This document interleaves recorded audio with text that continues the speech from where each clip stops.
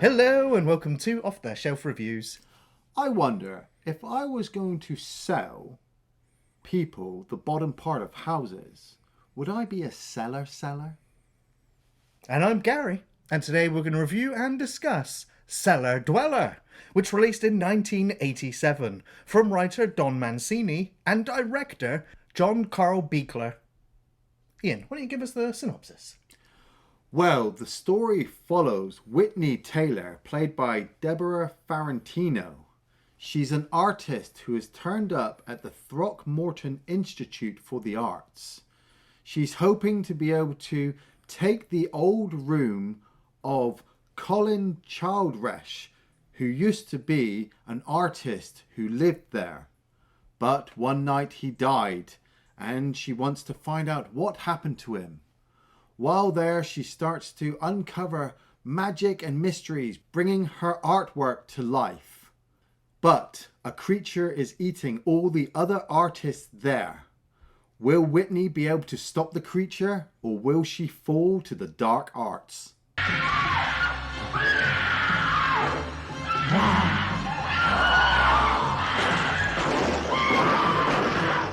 So when I saw this film on our list, I felt comfortable, quite happy. I'm like, Okay. It's a Charles Band production, Empire Pictures, Full Moon Productions, John Carl Buechler, the mastermind behind the Ghoulies.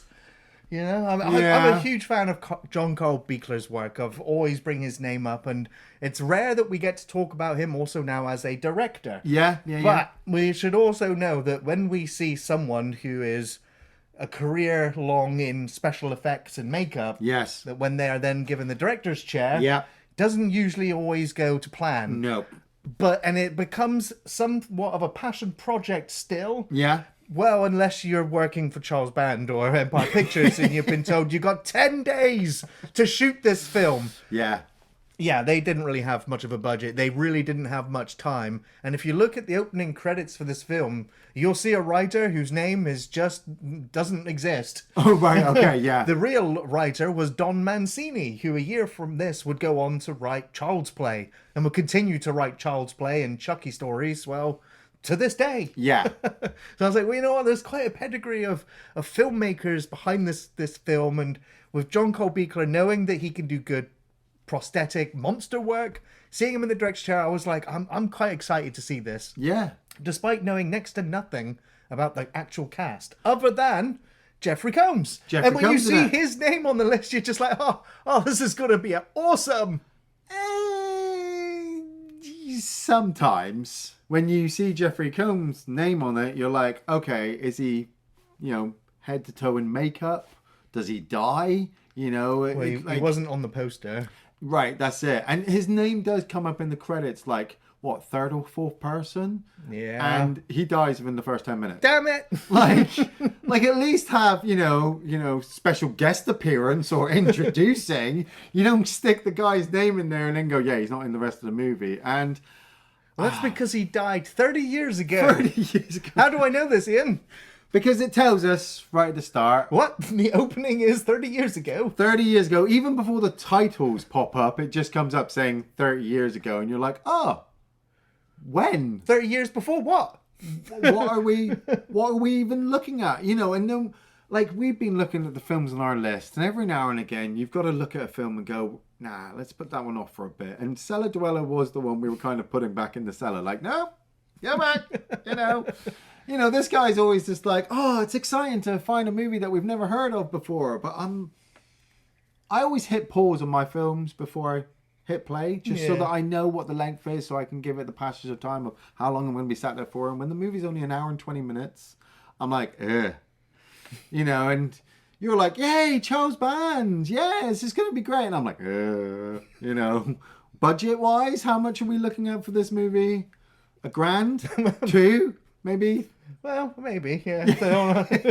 They're feeling generous. If they're feeling generous, yeah. And so 30 years ago, we've got Jeffrey Combs, this cartoonist, illustrator, sitting there putting the final touches to some work on his desk. And he looks like he's happy, kind of like a bit of a kept away Stephen King, you know, on his own. He's got this whole house to himself. Yeah, and I actually quite liked some of the artwork that he was drawing. And yeah. I didn't realize they brought in a fairly famous artist to do all the artwork that you'll see throughout the entire film, even later, 30 years later. Yeah, Jeffrey Combs is not drawing any of this. Oh, no.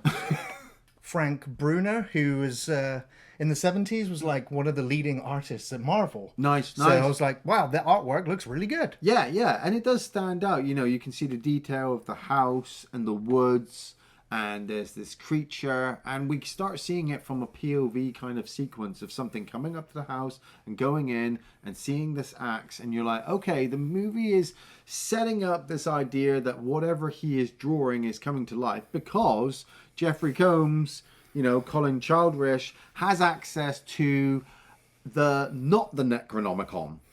Right, yeah, it's a discount one. Yeah, it's like he got it from the Needful Things, I don't know. and he reads from it, and he's something about the evil you invite into your home is if your evil intent or evil thoughts invites evil in. Yeah, and something about a beast that you can control if you have the power over the beast. I mean, I was listening, but I was like, I don't want to really say the words myself because it might raise the monster or whatever. But the monster just appears behind him with this woman that he was also drawing. Yeah. Now, was she a real woman that just got teleported into his basement? I'm gonna say yes because that's a real monster. Well, yeah. Where did that come from, though? From his imagination? From the Hell book? I'm assuming from the pentagram is from the book, and the monster dwells inside the book, and if you read from the book and then draw, then you can draw these cool things, but the monster will come out, and I don't fucking know. It's a Charles Band 1 hour 20 fucking movie. Well, then, if he read from the book and summoned this monster, right? Why was he so surprised that he read from the book and summoned the monster, and the monster appeared? Charles Band, hour 20 movie. Woe unto you that gives the beast form. To contemplate evil is to ask evil home. So yeah, he goes and knocks over the axe, and then in the next shot, the axe is back in place again. So he grabs the axe and goes back to face the monster, and well, he dies. Yeah, he realizes that if he burns the paper, he'll destroy the monster. And the thing about this, like, I don't know if it's just Jeffrey Combs is so good of an actor that this whole opening was basically the crux of the movie and done really well because. He sees the girl's dead body and he's just like, where's the monster? And the monster just kind of fucking appears. Because is it invisible or does it teleport? I'm not entirely sure. Let's not dwell on it too far. But he's set fire to the paper, but accidentally also knocked over some flammable liquid so that when he sets fire to the monster's like, oh, I'm dying. Oh, I'm dying. He sets fire to the floor and Jeffrey Combs is like, oh shit, I'm dying too. Yeah, he doesn't seem all that panicked until the last second. He looks around a bit like, there is fire everywhere. Oh, and then he just raises his hands in the air and goes down the frame like he's melting. Yeah. I'm like, what are you doing? Yeah, the monster was quite happy about that as well. Kind of smiling and laughing. Yeah.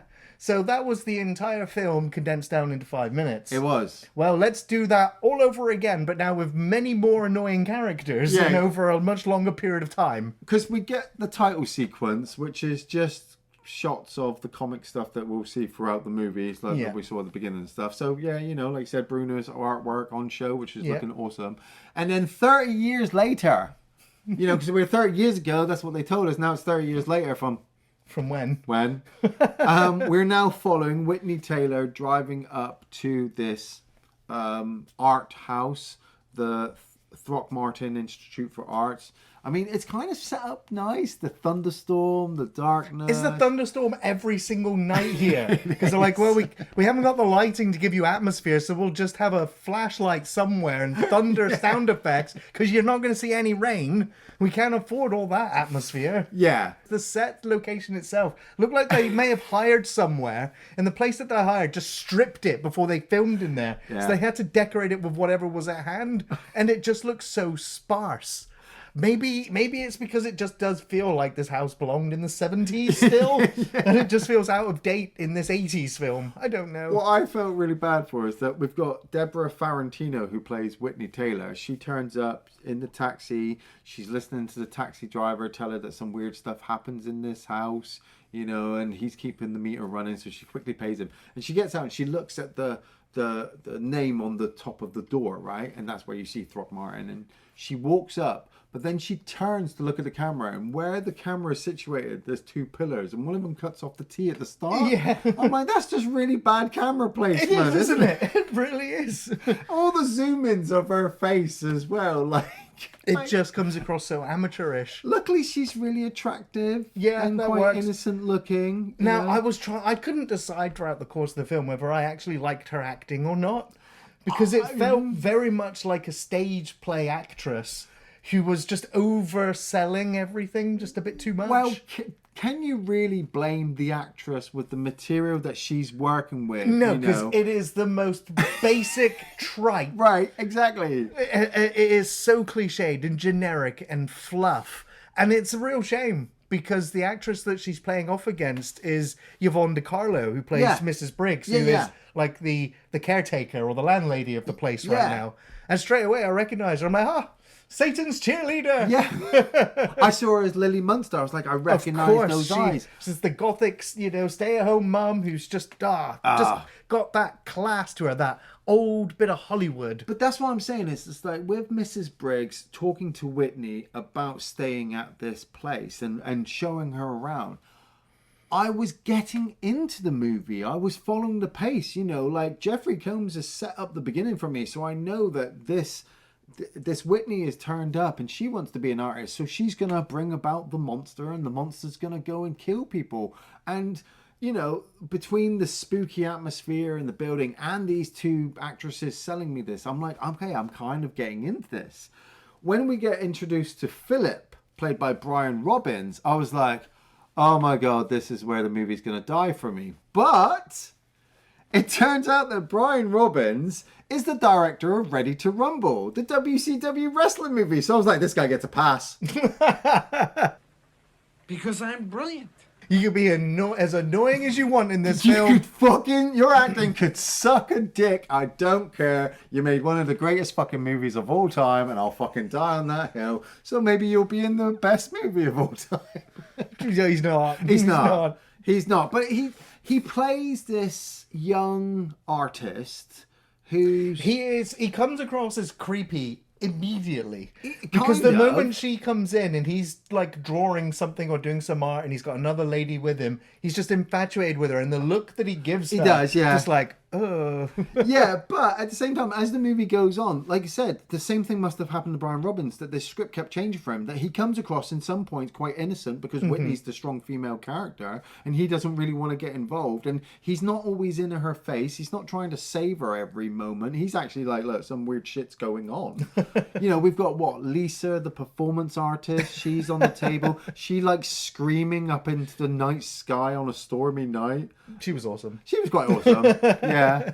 We also get introduced to Amanda, played by Pamela Bellwood, who is kind of Whitney's rival. Her arch nemesis ever since college days. Yeah. Well, that's it. Whitney gives us this whole backstory that she and Amanda used to kind of be friends, and then Amanda started to steal Whitney's work because Whitney was getting more attention than Amanda, and Amanda likes to jump from different art kind of genres, and then when she failed at that one, she jumps into another one and thinks she's so great, and then she jumps into another one, and I'm like, okay, so Amanda's the evil character. Wow, movie, that's like fucking 30 minutes over. You've only got 50 minutes left. Don't forget, there's still one other resident at this location as well. Yeah. And when they're having a little show and tell about their artwork, suddenly this random private investigator or lunatic grabs one of the ladies, holds her at gunpoint, and demands one of the paintings. Yeah. And everyone all acts super, scared of him.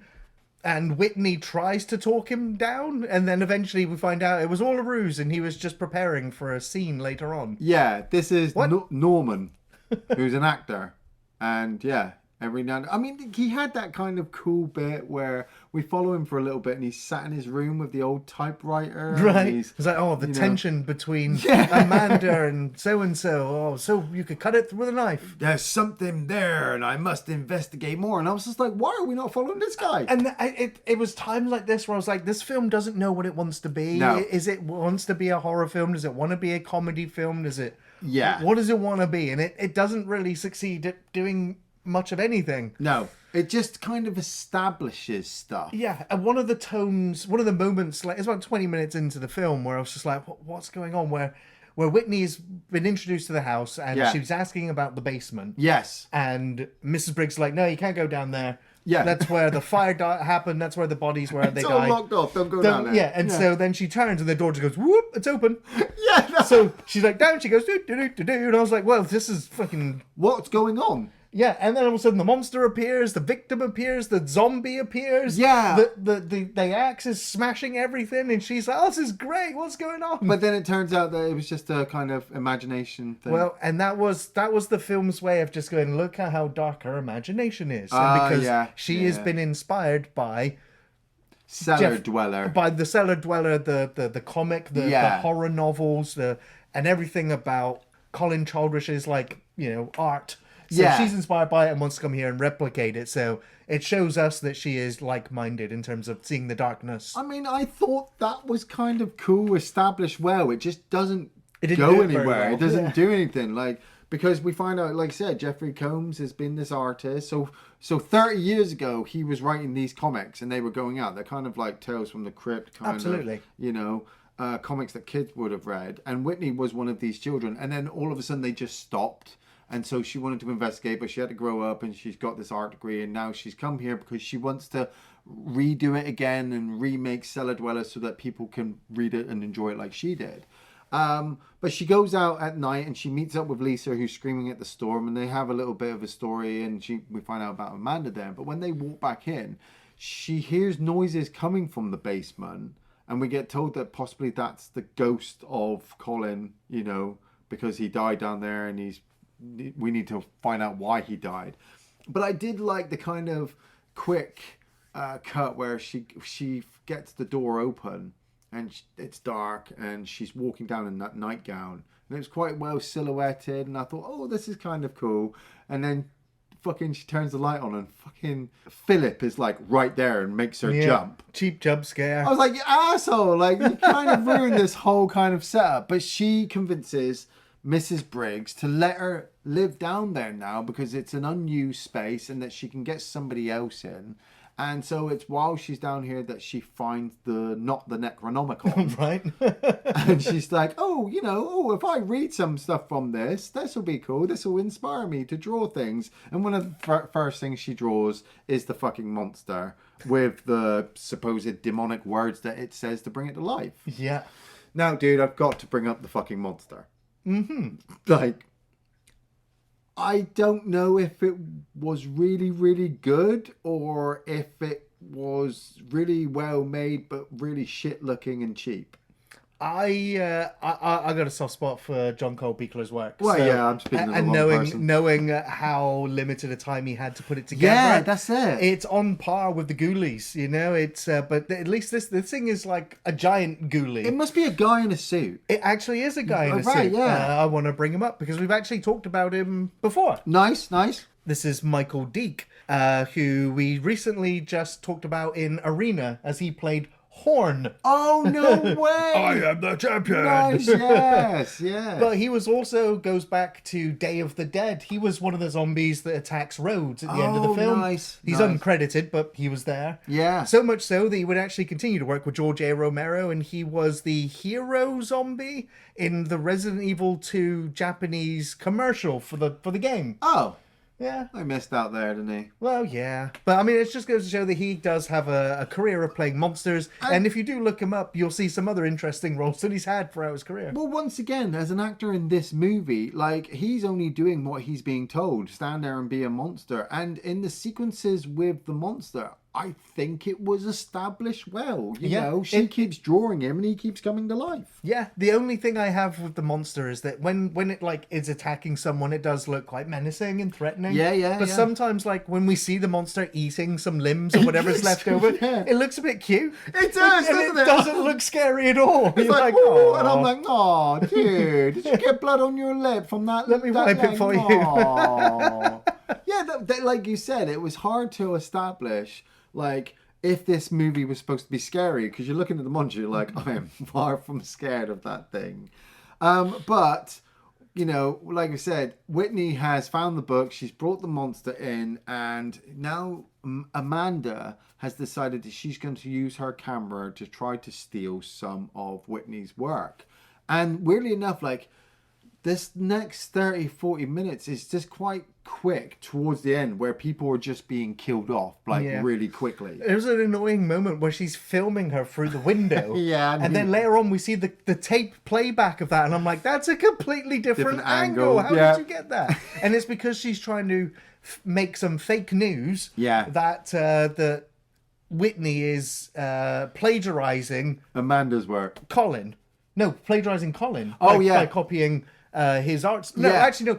Copying her artwork. Yes. When actually no, but then Whitney is actually plagiarizing and copying because she's drawing the exact same monster that Colin drew. She is. She's kind of stealing Colin's ideas because she's stealing it from the Necronomicon, and then Amanda's trying to steal Whitney's ideas because she knows that she'll do it really well, but she makes the tape to say that, oh, Whitney's stealing my ideas, then everybody will believe her. But the monster appears, like, right behind her, because Whitney is in the basement angry at Amanda coming into her room, and so she draws the monster attacking and killing Amanda, which it does.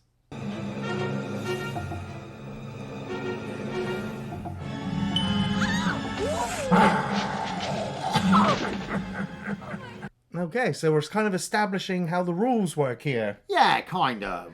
Yeah, kind of, because eventually, well, the monster just starts doing the drawings itself. I mean, we don't see it do it, but the pages just start turning up. Just start doing it itself. Like, we get the sequence where Norman, the private eye investigator guy, has noticed that Amanda hasn't come down for breakfast.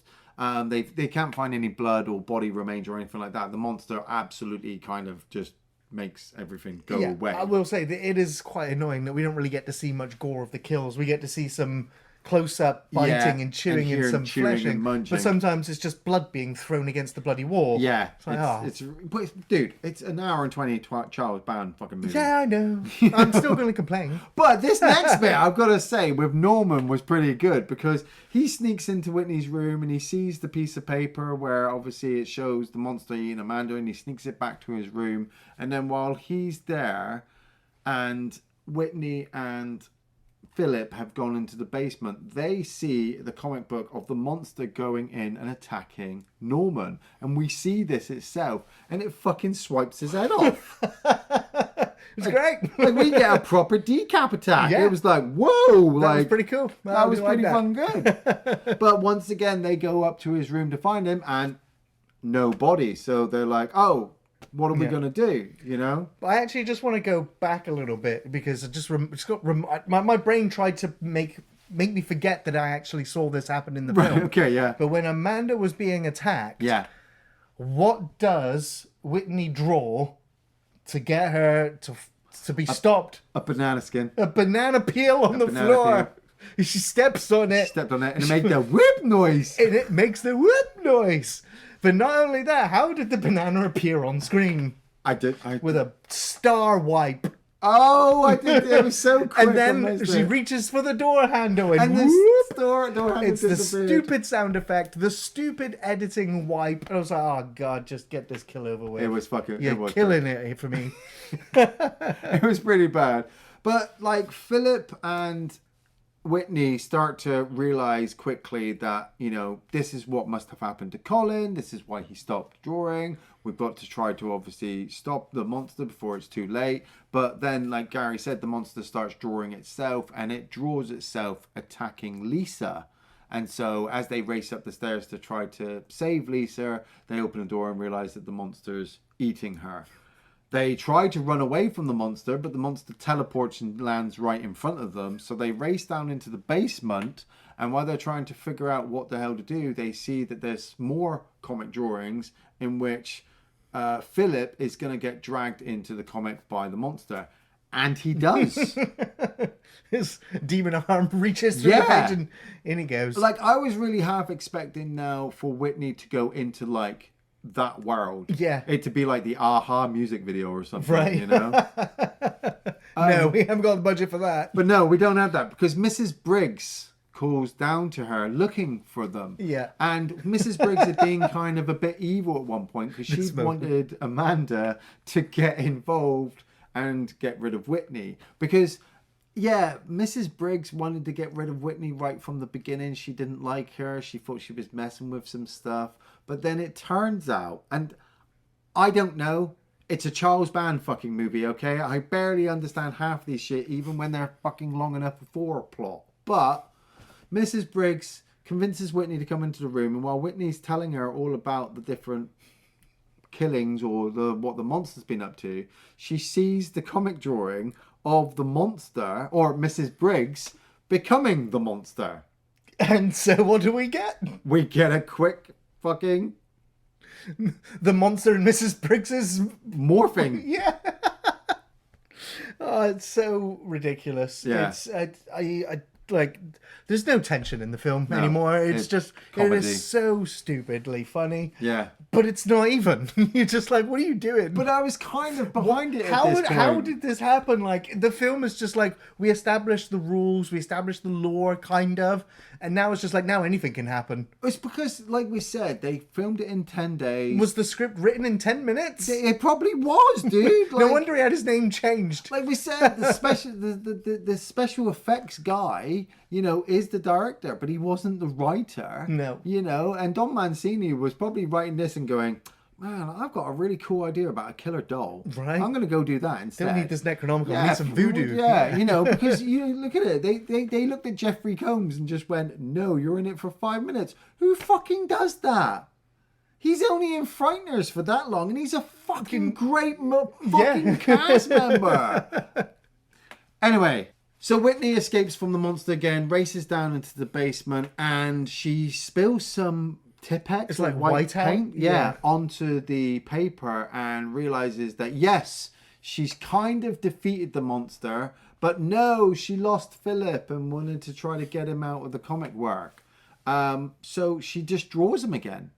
She's really upset that everybody's dead, so she draws Philip and the monster, and he just fucking appears there. The You can monster's do in that? chains. You can just bring everybody back? When you've got not the Necronomicon, you can do anything, mate. Well, fair enough. You know, and so then she sees Philip, and Philip's all smiley and happy, and he's just like, yeah, you've got the power, you can do whatever. And I like the way that they kind of go to kiss. Like, she looked like she was kind of like really sad for him. They go to kiss, and then she realized that actually they're just friends. And, so she goes and she draws back everybody else. She draws back Amanda. She draws back Lisa. She draws back Mrs. Briggs. And she's like, yay, I've saved the day.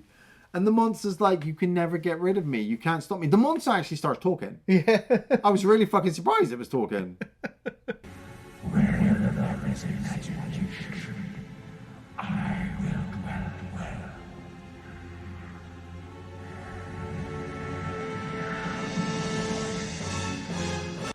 So Whitney says, no, fuck you. I know what I can do. I'll get all the paperwork and I'm going to set it on fire and I'm going to burn you and destroy you. And she does. Because that worked so well 30 years ago. 30 years ago. Well, she wouldn't know that. She was a kid. It's true. And so what happens? Everybody burns. Oh, well. Like, I was sat there as she was getting this idea and I was like, hang on, if you've just drawn back everybody, then that means that the magic holding them together will be lost once you defeat the monster. Mm-hmm. And the monster, once again, was fucking laughing at her while she was doing this because it starts to burn and be all annoyed and start to die. And then Philip bursts into fucking flames. And then you see everybody else upstairs on fire, and so they're all dying. And so Whitney realizes what she's doing, and the monster laughs. And she screams, and that's it. Well, it says, doesn't it? The monster says at the end, wherever imagination is, that's So is where it. I will dwell. Yeah. and you're like, oh, like, so this monster is like imagination monster? Yeah, which is why, she managed to summon it before she even opened the book the first time she even thought about going down into the basement with her dark thoughts. Yeah. So, yeah, that's the film's morality lesson on Yeah. don't let those intrusive thoughts win. No. Brush them out. Yeah. Keep a clean mind. I mean, to me, it sounded like when she was screaming at the monster that the monster ate her as well, so everybody's dead. Well, yeah. But, Yeah.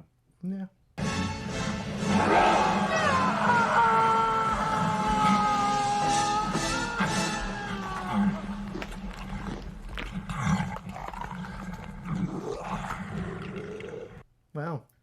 Iain, do you have any favourite scenes? a couple, I suppose. I really like that basement shot, with the way it was lit and the way Whitney walks down, in her nightgown. It's kind of really gothic-like, in the cobwebs and stuff. It was all set up, except the tension was immediately broken as soon as Philip just turned up there. Because I'm like, he must have snuck down in the dark, and as soon as light turned on, he went, "Ha, you fucking bitch." I'm like, yeah. I really love the opening with Jeffrey Combs. That set up the movie. He's great. I kind of like the monster. I thought it was fun, and like you said, there were some moments when he was eating, they looked so cute with the eyes and the way it shined. I was like, did you mean to do that? The decap attack. Oh, yeah. Loved decap attack. Gotta love a good head coming off. And the fact that Lily Munster was the monster. Yeah. That was a cool reveal. So, yeah. Yeah, some good moments. Yeah. The decapitation. I gotta love a good decapitation. Yeah, I applaud. The adding of the banana peel, it's not a favourite, but it's bloody memorable because you're like, really? Really? I mean, it's a horror movie.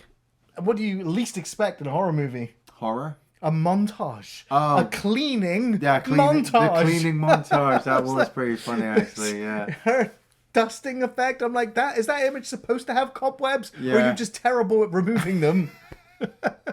But yeah, just like picking up the paint and moving everything around and restoring the cellar to make it look presentable. I was like, all right, nice montage. Come on, horror movie, give me something.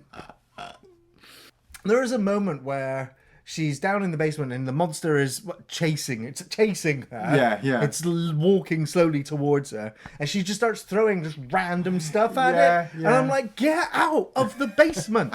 Get out. It's not going to catch you. She's just throwing the most useless stuff at it that's doing nothing. Yeah. And the monster's like, ah. And wasn't the images it was showing looking like it was going to kill her, but then all of a sudden she hit it with something and then the images all changed? Yeah. I was like, it's drawing its own fate. How is it changing its own fate? Right? Doesn't make any sense. I'm going to have to ask Don Mancini. Iain, you recommend Cellar Dweller? I kind of do. It's so bad, it's good, I suppose. I mean, like I said, Jeffrey Combs is fun. The monster is fun. And it's an hour and 20 minutes. Like I said, the guy who played Philip did Ready to Rumble. That's it. That's all I got here. Selling points. I can give you like fucking 5 movies that this movie is better from, but I'll be wasting my time. Just go and find it. It's fun. No. Wait, you're not recommending a Charles Band movie? Oh, but why not, Gary? Because this one sucks. I'm sorry. Rest in peace, John Cole Buechler. I can't recommend Cellar Dwellers. This was only just about watchable, despite having some great practical work and good intentions. This is mostly boring, incoherent, and tame.